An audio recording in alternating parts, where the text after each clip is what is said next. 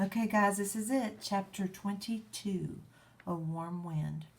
And so when Wilbur came home to his beloved manure pile in the barn cellar, his was a strange homecoming. Around his neck he wore a medal of honor. In his mouth he held a sack of spiders' eggs. There was no place like home, Wilbur thought as he placed 514 unborn children carefully in a safe corner. The barn smelled good. His friends, the sheep and the geese, were glad to see him back. The geese gave him a noisy welcome. Congratulations, they cried. Nice work. Mr. Zuckerman took the medal from Wilbur's neck and hung it on a nail over the pig pen, where visitors could examine it. Wilbur himself could look at it whenever he wanted to. In the days that followed, he was very happy. He grew to a great size.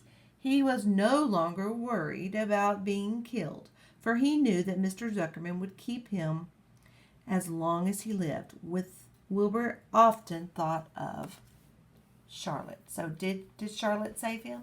Yes, he lived a long, happy life.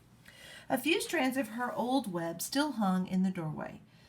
Every day Wilbur would stand and look at the torn, empty web, and a lump would come to his throat. No one had ever had such a friend, so affectionate, so loyal, and so skillful. The autumn days grew shorter. Lurvy brought the squashes and pumpkins in from the garden and piled them on the barn floor where they wouldn't get nipped on frosty nights.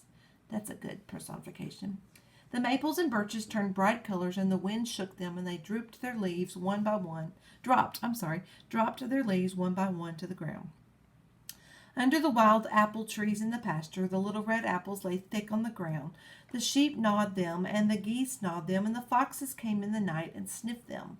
One evening, just before Christmas, snow began falling. It covered house and barn and fields and woods.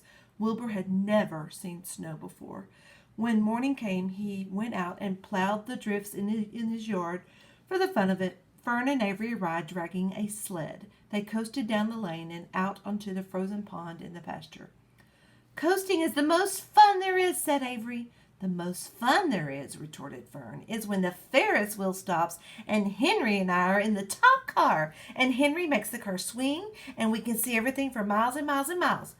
"Goodness, you're still thinking about that old Ferris wheel?" said Avery in disgust. "The fair was weeks and weeks ago."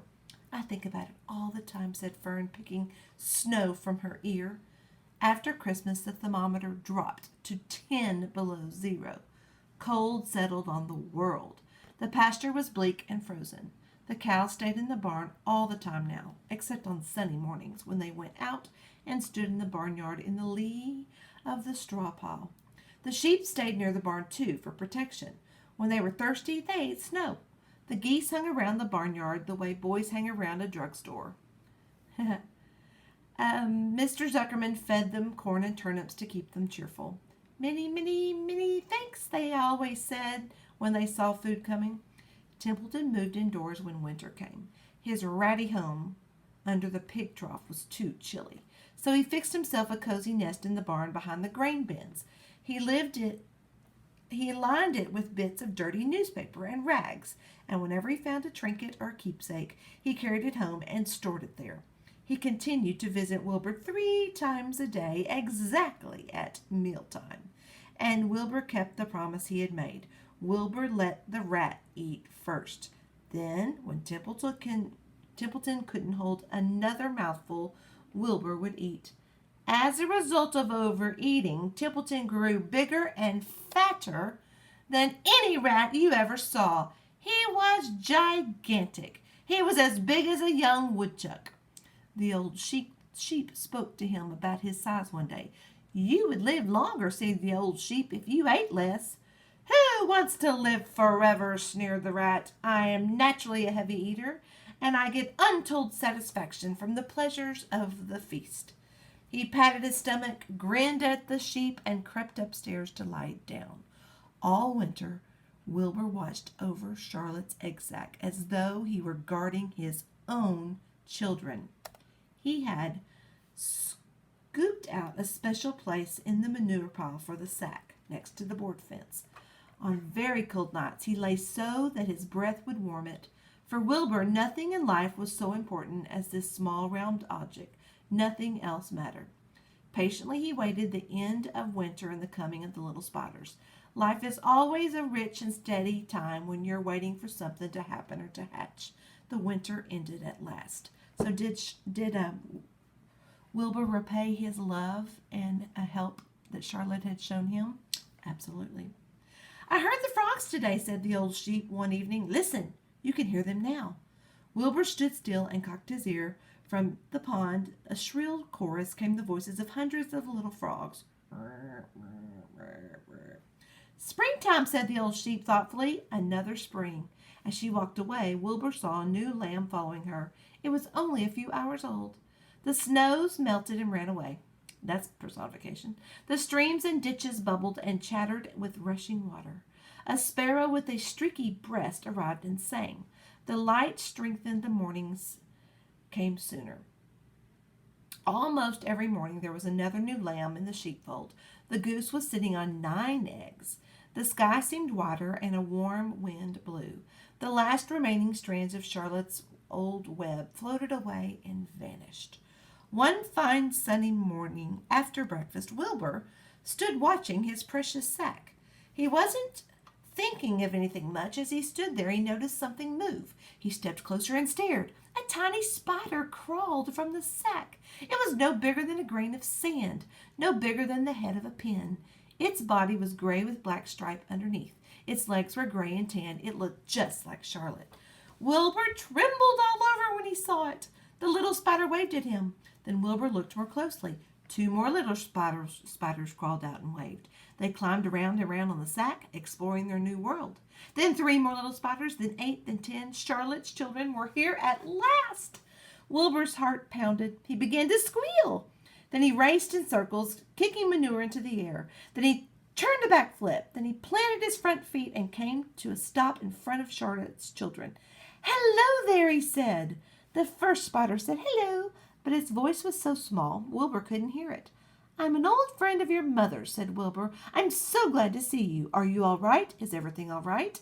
The little spiders waved their forelegs at him. Wilbur could see by the way that they acted that they were glad to see him. "Is there anything I can get you? Is there anything you need?" The young spiders just waved. For several days and several nights they crawled here and there, up and down, around and about, waving at Wilbur, trailing tiny drag lines behind them, and exploring their home. There were dozens and dozens of them. Wilbur couldn't count them, but he knew he had a great many new friends. They grew quite rapidly. Soon each was as big as a BB shot, like a BB pellet. They made tiny webs near the sack. Then came a quiet morning when Mr. Zuckerman opened a door on the north side. A warm draft of rising air blew softly through the barn cellar. The air smelled of the damp earth and the spruce woods of the sweet springtime. The baby spiders felt the warm updraft. One spider climbed to the top of the fence. Then it did something that came as a great surprise to Wilbur. The spider stood on its head, pointed its spinnerets in the air, and let loose a cloud of fine silk. The silk formed a balloon.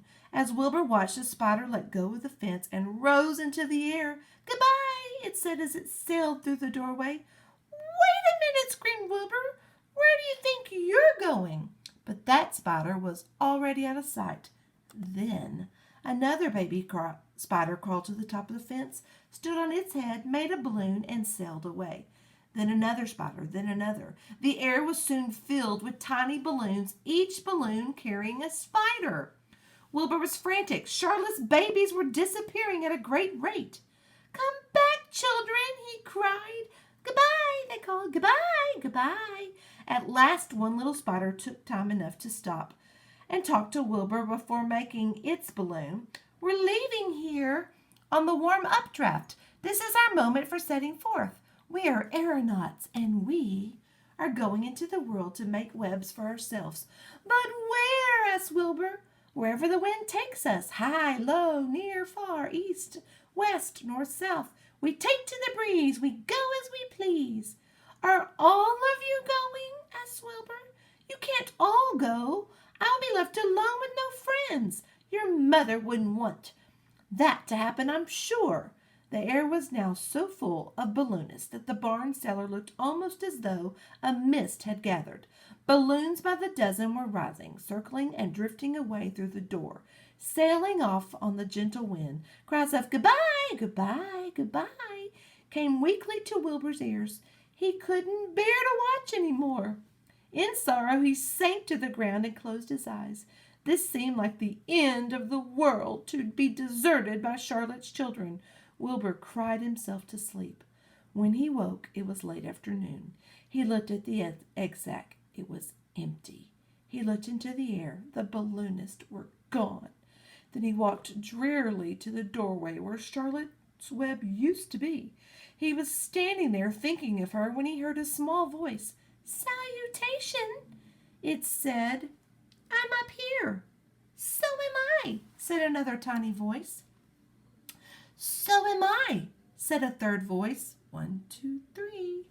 "Three of us are staying. We like this place and we like you." Wilbur looked up. At the top of the doorway, 3 small webs were being constructed. On each web, worked busily, was one of Charlotte's daughters. "Can I take this to mean," asked Wilbur, "that you have definitely decided to live here in the barn cellar and that I'm going to have 3 friends?" "You can indeed," said the spiders. "What are your names, please?" asked Wilbur, trembling with joy. "I'll tell you my name," replied the first little spider, "if you tell me why you're trembling." "I'm trembling with joy," said Wilbur. "Then my name is Joy," said the first spider. "What was my mother's middle initial?" asked the second spider. "A," said Wilbur. "Then my name is Arania," said the spider. "How about me?" asked the third spider. "Will you just pick out a nice, sensible name for me? Something not too long, not too fancy, and not too dumb." Wilbur thought hard. "Nellie," he suggested. "Fine, I like that very much," said the third spider. "You may call me Nellie." She daintily fastened her orb line to the next spoke of the web. Wilbur's heart brimmed with happiness. He felt like he should make a short speech on this very important occasion. "Joy, Arania, Nellie," he began, "welcome to the barn cellar. You have chosen a hallowed doorway from which to string your webs. I think it is only fair to tell you that I was devoted to your mother. I owe my very life to her. She was brilliant, beautiful, and loyal to the end. I shall always treasure her memory. To you, her daughters, I pledge my friendship forever and ever." "I pledge mine," said Joy. "I do too," said Arania. "And so do I," said Nellie, who had just managed to catch a small gnat. It was a happy day for Wilbur, and many more happy, tranquil days followed. As time went on, and the months and years came and went, he was never without friends. Fern did not come regularly to the barn anymore. She was growing up, and was careful to avoid childish things like sitting on a milk stool near a pig pen. But Charlotte's children and grandchildren and great-grandchildren, year after year, lived in the doorway. Each spring, when their new little spiders hatching out to take the place of the old, most of them sailed away on their balloons, but always 2 or 3 stayed and set up housekeeping in the doorway. Mr. Zuckerman took fine care of Wilbur all the rest of his days, and the pig was often visited by friends and admirers, for nobody ever forgot the year of the triumph and the miracle of the web. Life in the barn was very good. Night and day, winter and summer, spring and fall, dull days and bright days. It was the best place to be, thought Wilbur. This warm, delicious cellar, with the garious geese, the changing seasons, the heat of the sun, the passage of swallows, the nearness of rats, the sameness of sheep, the love of spiders, the smell of manure, and the glory of everything. Wilbur never forgot Charlotte, although he loved her children and grandchildren dearly. None of the new spiders ever quite took her place in his heart. She was in a class by herself. It is not often that someone comes along who is a true friend and a good writer. Charlotte was both. The end.